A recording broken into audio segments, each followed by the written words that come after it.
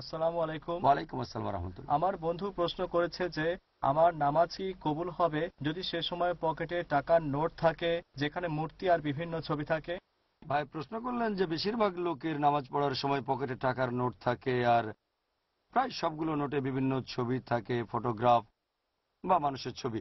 নামাজ পড়ার সময় টাকা থাকে পকেটের ভেতরে, মানি ব্যাগে, এ অবস্থায় সে নামাজ পড়ে, এটা কি শিরক? এ ব্যাপার নিয়ে চিন্তা করছেন, এটা কি হারাম নামাজ পড়ার সময় পকেটে টাকা থাকা?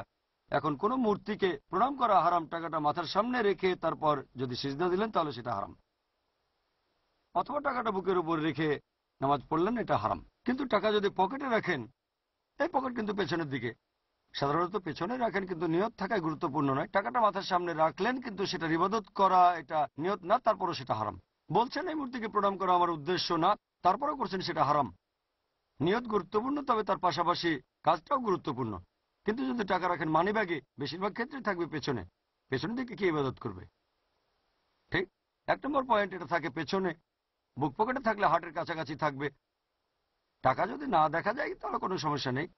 অনেক সময় হতে পারে কেউ হয়তো টাকা রাখলো বুক পকেটে, তারপর সে যখন সিজদা দিল তখন টাকাটা পড়ে গেল। এমন সময় শুধু সাবধান থাকবেন, টাকা তুলে পকেটে রাখবেন, সমস্যা নেই। এমন না যে নড়তে পারবেন না।